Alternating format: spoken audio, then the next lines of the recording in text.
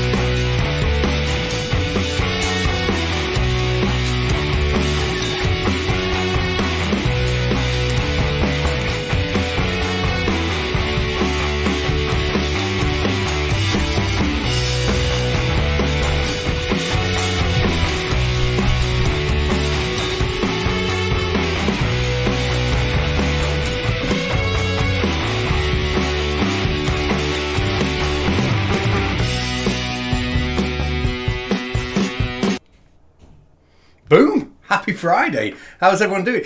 I hope you all saw that absolute cock up I made at the beginning of the stream when I was trying to put the introduction on, and and did that live. So there's my mistake for the day. What can I say? Well, let's get straight to it. I want to introduce my guest here. The guest I'm going to introduce now, Steamy Cup of Reason. If you don't know who the guy is, then you know of people he's supported and he's helped. He's helped me out with a lot of things in the past. He's been a big member of the EIE network, previously the Shills over there. His work has been all over. He's one of the nicest guys you're ever going to meet on YouTube. And tonight, 1 hour from now, he's going to be launching his brand new channel. And we'll talk. It's not a debunking channel. It's the type of channel that I would sit and I would binge watch over and over and over and over again. And I'm really, really, really kind of like honoured to kind of have him on in the last hour before the channel is launched. So I'll stop waffling and let's get the man himself on to tell us all about what's happening. So, Mr. Steaming Cup of Reason, how are you doing? I am doing really well. How are you, sir? I'm doing excellent. One thing I didn't check though is can people hear us in the chat? So I do, but almost unbelievable. It said Catsy's smashed. No, I'm not smashed. I'm not had a single drink. I'm on my first drink. I'm nervous on the live stream.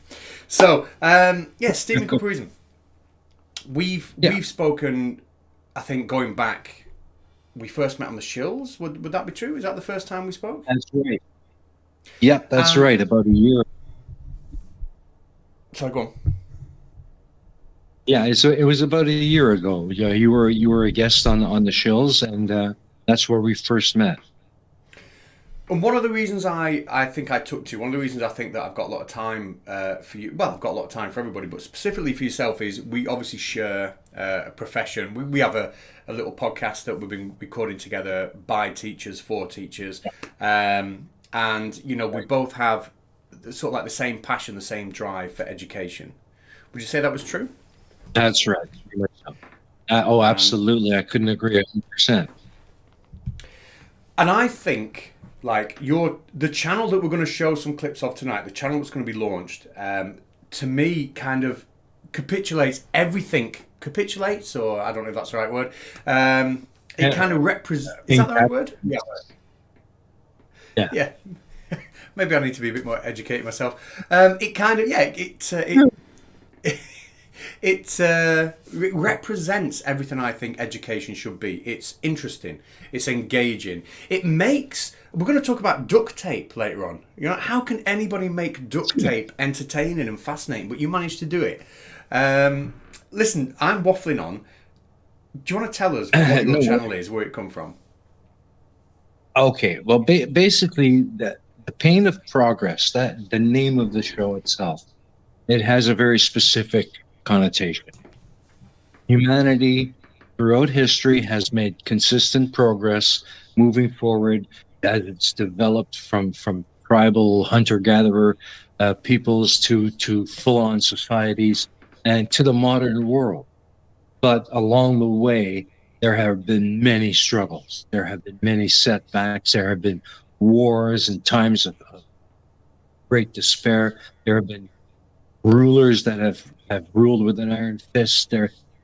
so many things that we have accomplished at a very, very heavy cost in human life. And that's basically the angle that the Pain of Progress is coming from. It's looking at all of the things that we have today that we take for granted and looking at where it came from. In many cases, the original purpose for its invention was to cause pain and suffering to our enemies in wars and other things. And they've gone on to become the things we rely on. Things like duct tape.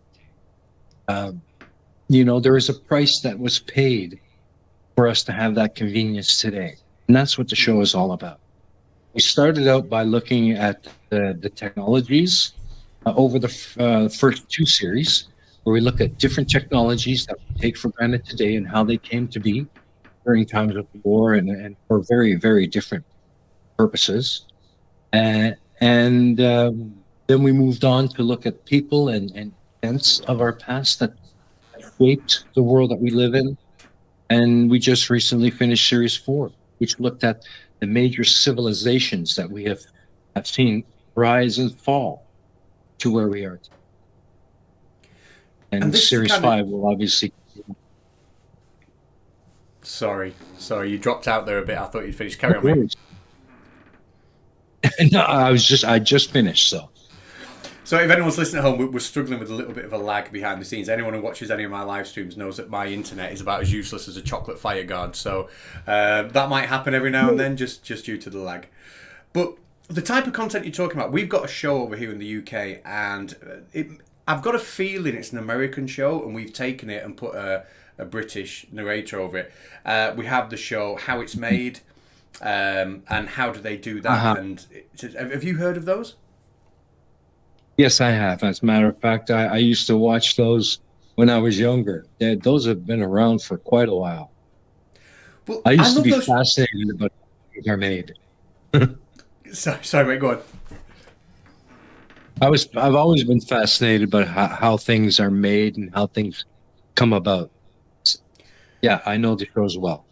Well, those shows to me are, because they'll take something like a paperclip, and who would ever have thought I'm going to watch a half-hour documentary on how a paperclip is made? You'd think that would be the most dull thing in the world, but the way they present it's fascinating. It's educational. It's fascinating. It's brilliant. And your videos kind of they remind me of that, where things that you might never think of in everyday life. Suddenly you're so hooked. You're so engaged on. Yeah. And we're going to see some clips pretty soon and throughout the hour. Especially the duct tape one. I think that's a clip you've sent in. But yeah, I'm like fascinated by shows like that. They're very binge worthy. I could watch one after the next, after the next, after the next. And I have linked, or Crafty Keeler, Pain of Progress has placed the link to your channel at the top of the chat here for anyone who wants to go and give a subscribe to it. And you're launching in 50 minutes, is that correct? Yes, I'm launching at 11 p.m. UTC. So that's midnight for you folks in the UK. And the first episode, can you give us a teaser of what it's about? Or absolutely, the very first episode that we covered in Series 1 was about the space program. And as we all know, the space program as we know it today began it began because of the Cold War. There was a lot of engineering, and a lot of the science behind it actually began very early on in the time of World War II and before. And the rockets that were being developed in World War II were not going to be sending people to the moon for the betterment of humanity. They were being built to bomb New York from Germany. So the original reason for creating rockets was very different from what we ended up using them for. That's the whole point.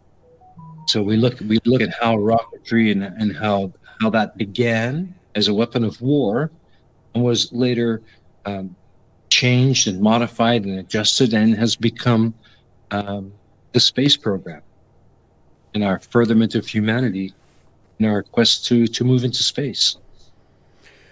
Well, I know when you talk about your show, the kind of look and feel it's got, etc. And obviously you do. We've been going 15 minutes. Should we play a clip so the people watching can kind of visualise the kind of like brilliant mini documentaries that you're going to be putting out? Because I'm really excited about this, and I'll talk about why afterwards. But would you like to pick a clip you want to play?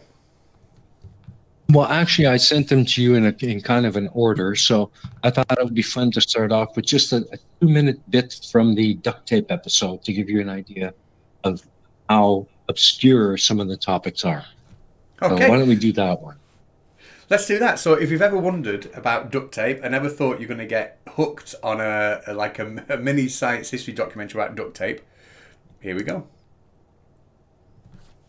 Whenever we think of general repairs of everything from leaky umbrellas to punctured bicycle tires, broken windows to damaged luggage, even temporary patches to would-be expensive auto repairs, it is difficult to think of anything that would suit the task more easily and cheaply than the ubiquitous silver-colored wonder fix, duct tape.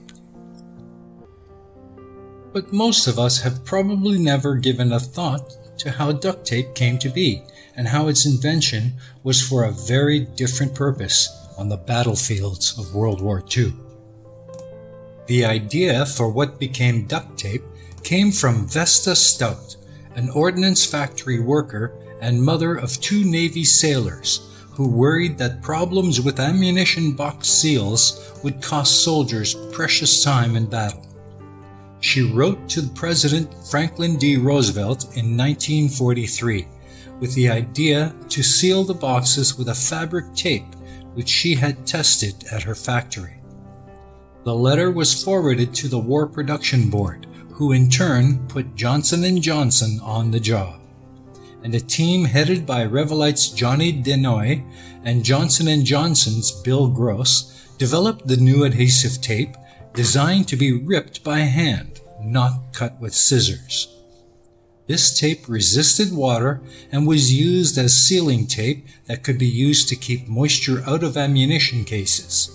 This is why the original duct tape came only in army green. And there we go. So that's a nice little flavour of what you're going to get on the show. I love it. I think it's great. Yeah, I mean, and there's a lot more. I mean, that episode, I think, was about 15 minutes long. But that's what I'm trying to achieve with the Pain of Progress, is to give people a history lesson, but also give it to them in an entertaining and interesting kind of way. You know, make it enjoyable to watch, and you learn something while you do it. And here's the thing, right? Me and you are both teachers. I think between us, we've had this conversation before. We've had over 40 years of classroom experience between us. And I don't know if I've ever asked you this before. Maybe we'll have a different answer to the question. But in your opinion, what is the most important tool you can do to get the kids to want to learn something? You've got to make it interesting. You've got to deliver it in a way that they want to learn. That you do that by writing your lesson plans and preparing your lessons to find the really interesting and unique bits about the subject, and then deliver it in a fun way. And that's basically what I'm trying to do with the Pain of Progress. Because if you remember high school, if you remember, oh, how boring were those classes? You know? So I've kind of wanted to redo my history lessons from high school and so on and make them more entertaining. And I'm hoping, maybe if I'm lucky, some teachers might pick up on the Pain of Progress and start using it in their classrooms. That would be a dream come true. Well, you know what? You've hit the nail on the head there. There are creators out there. I've seen Simon Dan in the chat. Hello, Simon Dan. And I'll get to the chat later on. But Simon Dan will know that we've had a couple of guests on his podcast that I'm lucky enough sometimes to be a guest on or co-present with them. We've had some amazing guests. We've had Professor Jim Al-Khalili, we've had Professor Dave on, and the guy from Action Lab. We've had him on, and I've said to those people when they've been on that they feature in my classroom, right? Because they take stuff that I can't make interesting in the classroom, and they present it in a way that is fascinating. And I can see the kind of content you're doing is the kind of stuff that I will put in, in the classroom. If I'm teaching about the properties of materials, I'm, talking about, adhesive and brittle and, that's exactly the kind of stuff that I will be showing the kids. It's engaging. It puts it in a context that people are like, oh, this, it's interesting, and then the learning it just happens because the engagement is there. That's right. And you've made it interesting. They want to know more. It's the key. You've got to pique their interest in it. And that's not an easy thing to do sometimes. It's not with a bunch of 34, 15-year-olds, I'll tell you that. But when they're interested in something, it's not teaching. They want to, they become proactive about their own learning. Then they want to ask questions. Right. They want to learn stuff. They want to watch more. And I think the point I'm getting to in a roundabout way, because I know that you've not made these videos aimed at the classroom. The point I'm making is that when somebody watches one of these things, that because it's interesting and you're talking about sometimes the most mundane things, but in a really, really engaging, interesting kind of way, people just are going to sit and take it in, and it's really, really binge worthy. Thank you very much, Ranty, for the super chat as well. Thank you. His skin is bought as a Mars bar. We'll share a Mars bar on Ranty. But you're right. Some of the stuff is very dry, but if you do it right, you'll pique a lot of interest. And I've gotten a lot of comments in all the episodes since I've started this, where people have said, "I never knew that." There you go. I just never knew that. I had no idea. I mean, how many people can honestly say that you've known all along that duct tape was developed for ammunition cases for wartime? And when you find out those things, that's what piques the interest. And then you start paying attention to what's going on. You learn stuff. I did one on acrylic plastic. It's an amazing history that actually goes into plexiglass and acrylics. And look around you today. It's ubiquitous. You can't go anywhere in your home right now and not find a piece of acrylic. It's everywhere. And the ability to... When go on. When it was first developed, it was developed because the material they were using to make the canopies of fighter airplanes was very flammable and dangerous. So it had to come up with something that would not instantly burst into flame when a bullet hits it. So that's where it comes from. It was a military invention then. It was developed to conquer the problems the military was having with aircraft windows and canopies and other kinds of applications.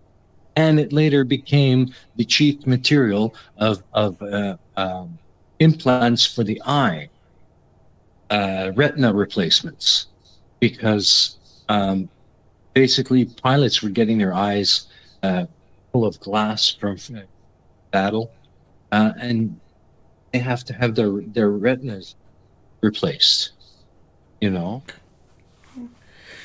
See, there you go straight away. Go ahead. God, it's the lag. It's the lag. We've been hunted by the lag again. Sorry, mate. Carry on. Yeah. So again, that's just these interesting little tidbits that people you don't think about it. Why would you think about it? But when you find out where it came, and then you look back and see how many pilots have gone blind because they didn't have that technology. How many people suffered until that technology? And I think that's, well, obviously, the channel is paying off progress, and it highlights the fact that, that invention is born out of necessity, isn't it? And that necessity sometimes can be quite, not sinister, but it can be quite desperate in nature, can't it? Yes, absolutely. It can be quite a horrific cost to the things that we take for granted.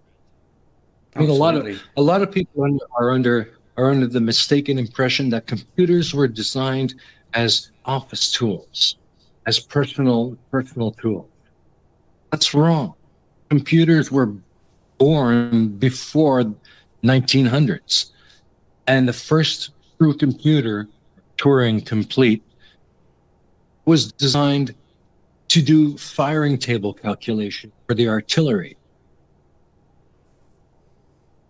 So it was PC all based on warfare.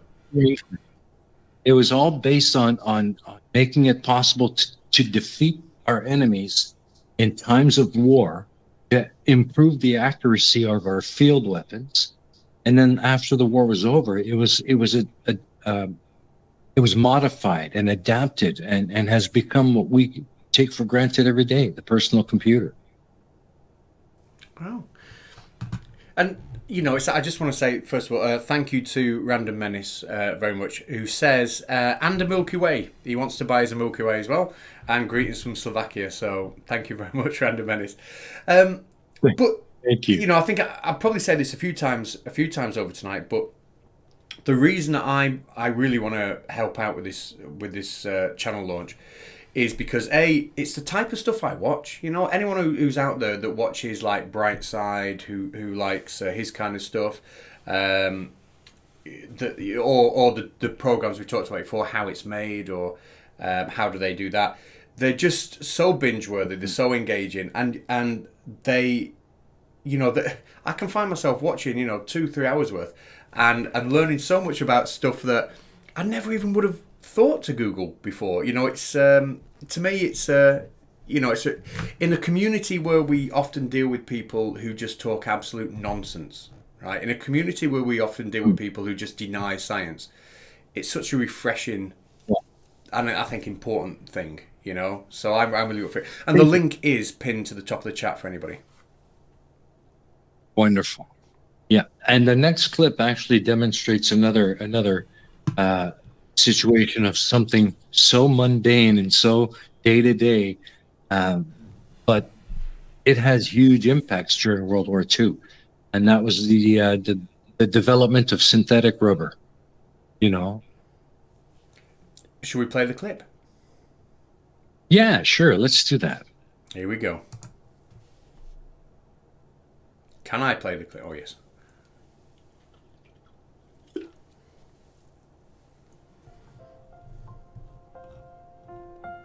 Our modern society is heavily dependent on the use of rubber, both natural and synthetic. Products made from rubber are widely used everywhere. You can find numerous rubber products in your home, at work, and even in different modes of transportation, including cars, bikes, trains, aircraft, ships, and even the shoes you walk in. Because rubber is so common and so unobtrusive, you probably don't give it a second glance. This would be a mistake. Rubber has played a large yet hidden role in global political and environmental history for more than 150 years. But we must never forget that this wonder material we call synthetic rubber, which is so deeply ingrained into our modern civilization, is a war-born material that became one of the most important creations of man when the progress of modern civilization was still dependent on the volatility of global natural rubber supply. In 1906, worldwide natural rubber output was 60,000 tons, already an inadequate amount for the rising demand created by the burgeoning automobile industry. War was the catalyst for sparking the interest in synthetic rubber. Mechanized warfare requires lots of rubber hoses, belts, gaskets, tires, etc. for tanks, airplanes, and such. In World War I, British naval blockades kept Germany from getting natural rubber from Southeast Asia. Right. So I've I just been cut told. that up a little quick. That's what I've just been told to mute myself. I was typing the new banner to go along the bottom of the thing while that was on, so I apologise if anyone heard me typing over that clip there. But that's straight away. If anyone had said to you, "Oh, I'm going to make a little documentary about rubber," you might think, "Oh, I'm not really that interested." But as soon as that started, like it's so to actually hear the story, the way you put it across, it's like really, really. Like Pringles, you know, like I just want to keep. I didn't want that to end, you know. Yeah. Well, the thing is, it's like Pringles for me too. Once I start on one, I don't want to stop. Each of these episodes could easily be a 2-hour episode, but I have to keep it under 20 minutes or so to keep it digestible and entertaining. But you must have either you must be an absolute genius with a Wikipedia size brain, or you must spend a lot of time researching this stuff. I actually do. For series 1 through 4, every episode that you see is the culmination of about 2 weeks worth of work. Just 1 week of that is simply doing the research and checking citations.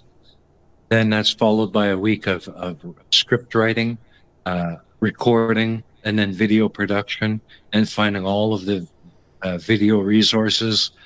So yeah, it's a big job for each episode, for what culminates in 20 minutes of video. It is, but I think quality over quantity. That's why I don't release much content.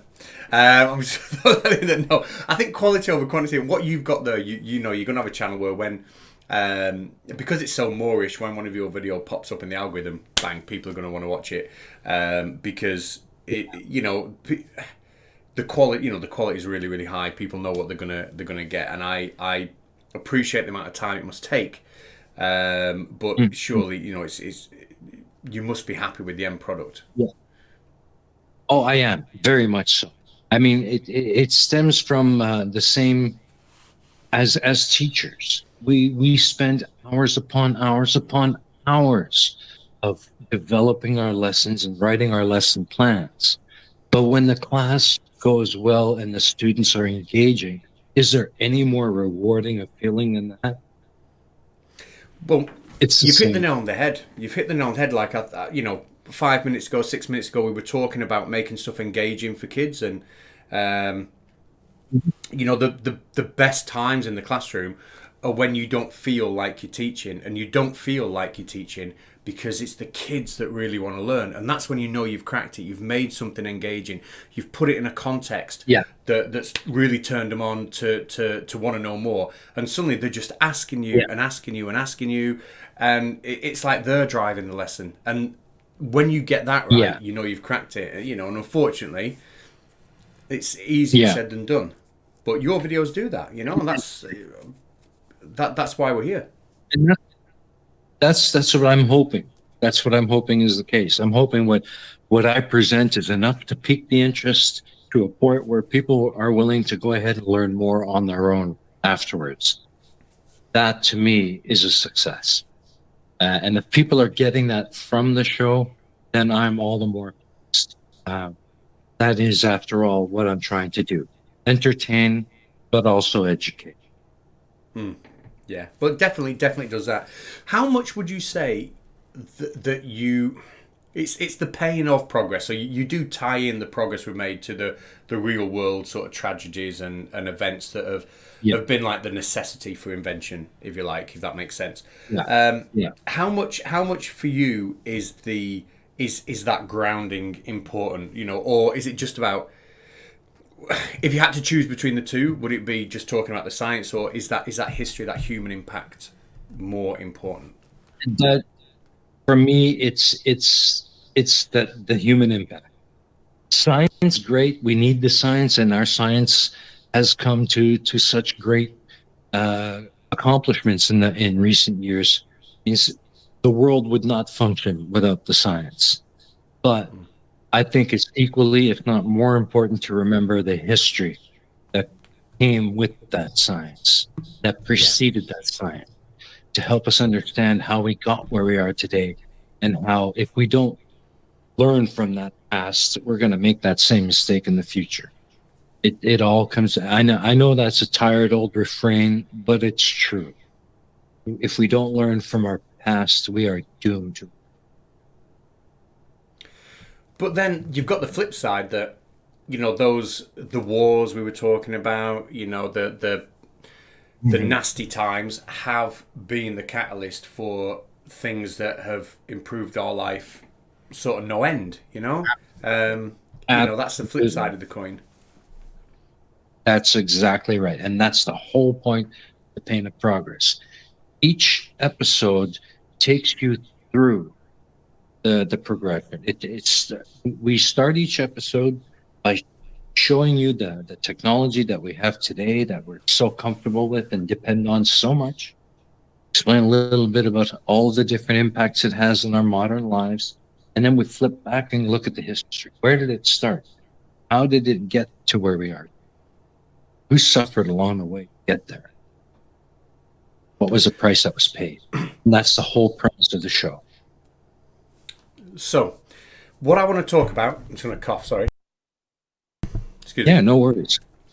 What I want to talk about then for now is, what episodes are coming, because I know you've got a block of episodes ready to release, right? How often are you going to release them? But what have you got planned? What is coming up? You've told us a little bit about the first episode, which sounds great. And for anyone who's just new, that's going to be 25 minutes time. Am I right with that? 25 minutes time? On the channel. Yeah, about that. Yeah. And I'll be there. We'll drive everybody over to the premiere. Anyone who wants to be there, I'm looking forward to that. But what else have you got, like, in the near future? And how often are you going to release? Right. We are going to be releasing every Friday at the same time, 11 p.m. UTC. And that's going to be like the permanent block. You can set your alarm clocks for it, stick it in your schedule or whatever. But yeah, we'll be there without fail. So they'll be released every week. Now, we've already done 4 seasons, but because we are now moving the Pain of Progress onto its very own YouTube space, we are rebooting the entire thing so that newcomers who have never seen it before can catch up right from the start. So for the next 48 weeks, you are going to be seeing all of the 4 seasons release one show each week at the same rate as they were the first time. And then from there, at the end of that, we'll kick right into Series 5. Because now, with Series 5... Yeah, go ahead. No, sorry. It's the lag again. I've interrupted you. Crack on. Yeah, Series 5 is going to be quite a jump ahead. Each series, you'll notice that the production value it goes up. The quality of the show it goes up, and Series 4 was a big jump from Series 3 to Series 4, but the jump from Series 4 to Series 5 is going to be twice as big. That means that the production cycle for each show is going to probably increase from 2 to 3 weeks. So there may be a decision to make it bi-weekly when we enter into Season 5, but that's not yet decided, and there will be plenty of notice beforehand to let you all know. But we're going to try and keep it to weekly episode. Well, I've got a few more questions. Oh, sorry. I'm going to say I've got a few more questions I want to ask you. But for now, go ahead. Should we move on to the next clip and give people another view into what you've got to offer? Yeah, basically the next 2 clips that I've given you are just the intro reels for the Series 3 and Series 4. So when you watch the intro clip, you'll get an idea of what that season is all about. Okay. And you'll also know the progression in production value as we move on to Season 2. Here we go then. Here's Season 3.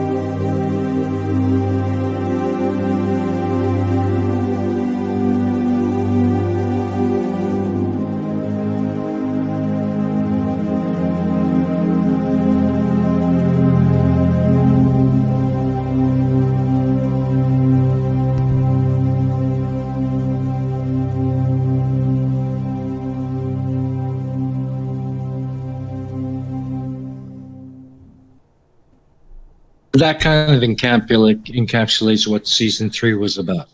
We moved from looking at technologies, looking more at the societies, the people and the events that shaped our world. And I have to give credit where credit is due, by the way, Cats. The titles of Series 3, I had an immense amount of help from our good friend Craft Tequila. He helped me design and write those titles, and I just love that. That's one of my favorite series intros. So I just wanted to mention that. No, it's great. I mean, yourself and Crafty have been. I mean, you've got your own channels in your own right, and your channel. I'm so looking forward. I really am looking forward to seeing what you're going to put out. I'm sure you're going to explode and have because it's a different community your channel is going to appeal to, and I think that's why Baldy Cats is the right place to launch this. This is the more. This is where we put my teachery stuff on, the more scientific stuff, and I think you will explode. Crafty has her own channel, but both of you behind the scenes have been so helpful to lots of people. Sarcastic Barman, thank you very much, says best series ever, and I think it is. I think it's superb. But there's a couple of questions I wanted to ask you. First of all, you have got so many ready to release, right? You must have learned so much in preparing this series. What have you got any facts? That we. I know you've dropped a couple of knowledge bombs on us, but have you got any other facts that you want to chuck out that you've picked up? Let me think. There's been several. I just trying. You put me on the spot. I can't think of them now. I did put you. That's it. Yeah, but. I like the acrylic and the computer fact though. What was it? The computer was invented just so it could be used to aim missiles. So that it could be used.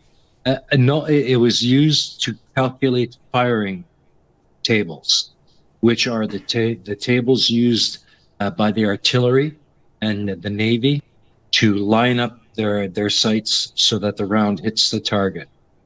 Because of the Coriolis effect and the fact that we live on a globe. The firing tables take all of that into account. And those are massive, massive mathematical calculations to get those numbers right. So when they're aiming their artillery weapons, that round's going to hit that target. Yeah. That's what firing tables are for. And that's what the first computers were designed for, strictly for that, as gunnery computers, gunnery calculators. It's amazing how many things are brought out of war, isn't it? It's amazing how many things are brought out of conflict. Yeah, exactly. And not only that, but an interesting little tidbit about that I learned, and we later on expanded on when we talked about Bletchley Park. In the beginning, those firing tables were done by a very different kind of computer. That computer was called women. Armies and armies of women sitting down with tables and pencils and paper, working out the calculations. And the computer was designed to speed up that process because it takes time. So you can honestly say the first computers in the world were women. I think that whole history. I just want to say thank you to Tusk as well, who says, second best after Ash versus Evil Dead. So I think he's replying to Sarcastic Barman about best series ever. So you're second to Ash versus Evil Dead. But what I wanted to ask you was, again, as teachers, right? We both have curriculums to deliver. We've probably both had a hand in adapting and modifying the curriculums we deliver to school. Do you think as educators, as teachers, when we're delivering our content, we should be delivering more of the historical relevance of how we've arrived at this point? Or do you think that will hold back picking up skills in science, and picking up skills in maths? Or do you think it's something we should definitely be doing? I think most definitely, 100%. You cannot ignore the history of, regardless of the topic you're teaching. Got to include the historical context of that lesson. The students need to know where it came from before they can understand where it's going. Yeah. You know, Yeah. there's a reason why the things they're learning are being taught the way they're being taught. And you can't get them to understand that unless you introduce that historical context. You're right. And I mean, I think I think I've spoken, I think I've mentioned it on channels, that certainly the Conspiracy Cats channel, that at the minute, one of the things I'm doing is actually writing textbooks, educational textbooks for schools over in America. And one of the prerequisites, or one of the criteria I've been given that I've got to fill, is for every single lesson, I have to research the history of where that science has come from, and I have to have a page devoted purely to a scientist who has been like a pioneer in that part, or the history of how something has been developed. And you know, to me, it's been a real eye opener. Just how, you know, it's okay understanding the science, but learning the steps and how it's been developed, and you know, over time, it's it really kind of like hits home the significance of some historical events, doesn't it? Absolutely. I mean, just think about it. How can you teach about penicillin without talking about Alexander Fleming? I mean, you can't do it. You need to have that context. Yeah. You know? Yeah. And it's absolutely. But I'm just going to say one more time that the link to your premiere is in the top of the chat. Please just have a go. Even if you're not going to be up for the premiere, please go and have a look. And if you like the clips you've seen, if you like educational, scientific channels, that kind of thing, just hit the subscribe, and I'm sure you'll pick up notifications another time, watch the videos. And it's also linked in the description, so please go and have a look. But yes, tonight episode, 15 minutes, and we'll probably wrap up in about 10, and then people can get over there, and I'll be over there, I'll be in the chat speaking to everyone. So we'll have about 10 minutes more. Just give us another feeler about what tonight's episode is about. Well, tonight is about the space program and how it got started. It basically looks at the development of rocketry or rocket science. It isn't rocket science. Well, yeah, it is. And how that later on developed into what we know today as the space program. The Gemini missions, the first satellites in orbit, our journeys to the moon, and just space exploration in general, and also the great technologies and benefits that came out of that, and the things that we have today because of the space program. And then, you know, at the end of it, you start thinking, well, geez, all of these wonderful things that the Apollo program, the Gemini program, and all space exploration has done for us, it came about as an attempt to kill people from a distance. You know, the scientist who developed that is the one who actually came over and built the space program and sent people to the moon. It's crazy when you think of that, isn't it? Because all the technology we see when we look around us, we take for granted. You know, I suppose it does hit home. You know, I'm using a computer now to talk to you. You know, you just told me that these computers were designed so somebody could hit a target and kill some people. You know, acrylic, like you say, you know, acrylic is again designed for warfare, and duct tape, you know, for military use. I think, you know, it makes you look at the world around you a little bit differently and appreciate the price people have had to pay for us to get to where we are. Exactly, and that's why you'll find that in the first two series, we end every episode with that they were the people who suffered the pain of progress, because they really did. And the progress we've made is because of the price they paid. So, yeah, it's something that's very important to me. I have a passion for history, especially history around World War II. I've always had a passion for it since I was a young boy. And I just want to share that passion with people who are coming to my channel. And the Pain of Progress lets me do that. Well, I just want to say, Macabre, now, where have I heard it? Macabre Malefica. Now, is a regular contributor to all my channels, really. I've seen him in the comment channel all the time. He's got a super chat. He says, for being awesome. He's 35 and find myself having to tell people the same thing every day. Learn history to understand the future trajectory. I think that's quite a nice little quote. Yes, that is quite apropos. Very, very, very well said, sir. You're absolutely right. You can't know where you're going until you know where you've come from. And the name, actually, Macabre Malefica, is... I actually learnt from Ranty what that meant.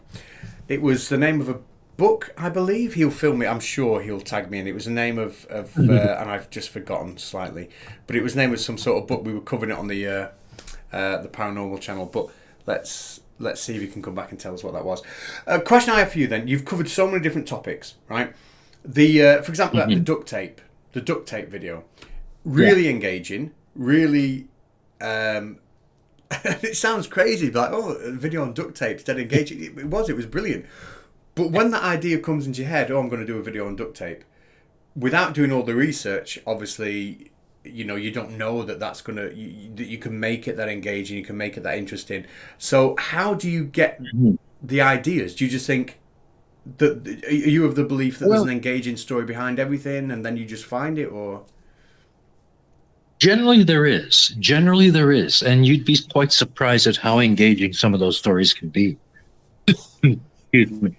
But the one on duct tape in particular, I actually came across that one quite accidentally, because I was working on an episode that was going to be due a few weeks after duct tape. I did an episode on the history of flight, and while doing the research for that, I came across this interesting document, the operator's manual for the Huey HU-1D Iroquois helicopter, which has become famous for its use in Vietnam during the Vietnamese conflict. And the pilots and ground crews would often have problems with the rotor stability, which could be quite dangerous in a helicopter. And that normally was an indicator that the blades, the rotor blades on the helicopter were out of balance. And they would fix that by using something called speed tape. Now, speed tape is a derivative of duct tape, but there were times in the field where speed tape was not at hand, and they would use duct tape.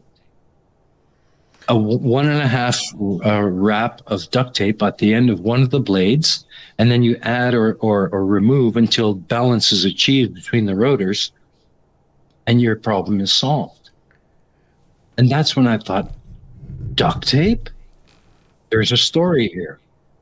I did the research, and there you go. I got a 15-minute video out of it. God, that's a story in itself. So, and all duct tape was used to balance military helicopter blades so they wouldn't crash. So they wouldn't shake themselves apart in the air. When there was an imbalance in the rotors, they had to balance out the blades, and just a wrap or two of duct tape at the tip of one of the blades was usually enough to get that balance and create a smooth spinning rotor. Please tell me when the mission was over, they go back to a proper garage and like have somebody will fix it properly. These were often just quick fixes because, the need. They had to fly into battle, and they had to have every helicopter they had in the air. So this was a way of achieving some kind of a balance in the rotors, so that they would get rid of the vibration caused by a rotor imbalance. And, that is incredible. Yeah, and I came across that quite by accident. Well, that is super. And but the thing is, I'm listening to you now, and I've got hooked on that story, and that's exactly what your videos do. That's exactly what your content does. You know, it takes something that you wouldn't normally think twice about, and suddenly you're like, wow, I didn't know that, and you want more. You know, it's dead Moorish. I'm going to echo what Crafty Keeler has just said in the chat, which is we have just over 5 minutes until launch. Right. So at this point, I'm going to pass it over to you, Mr. Steaming Cup of Reason, because I don't know how soon you want to send people over to your channel. What we have got it linked. Yeah. Yeah, we only have So I don't think we have very much time left to play that last intro reel for Series 4, but you can see it when it airs. But there's also a very interesting, I hope, a welcome video on the channel that tells you a little bit more about what the channel is about and what you can expect in the future. But Series 5 is going to be huge, and we're taking the 2.5 months or so to allow the first 4 series to run through, giving me some extra production time as I retool and get ready for Series 5. So, yeah. I just really hope that everybody enjoys the content. I hope you learn something from it. And I really do appreciate the comments and the feedback. It helps the algorithm, and I just simply I enjoy the engagement with people who are truly interested in the subject. So yeah, if you're watching, do me a favor and give me a comment. And I think that's where we operate in a community which is different to the community you will be entering with this channel, which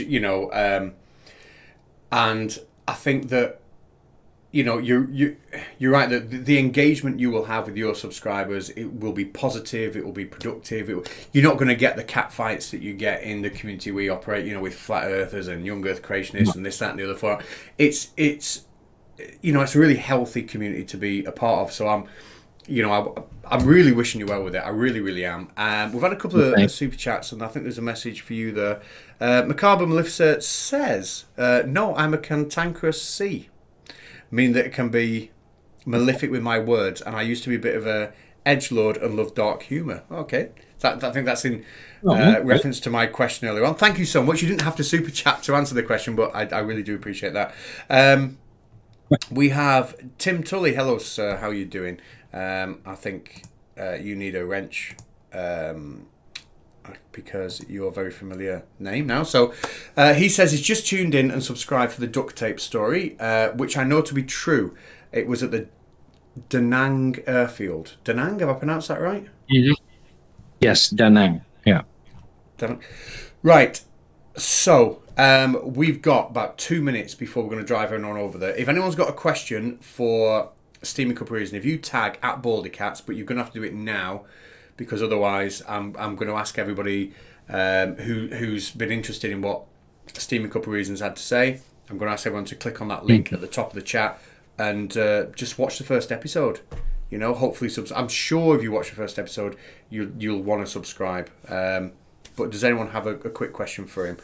So just tagging at Baldycats. While they're doing that, I just want to thank you for coming on. And it's been an honour to help kind of like launch this, because it's exactly the kind of stuff that I would sit and binge watch. And it's, maybe a direction I wish I'd have taken as well, because it's so, you must get a lot out of making those videos. You must get a lot of, you must learn a lot and must be more, how can I put it, more interesting than watching people pour water on a ball. Yeah.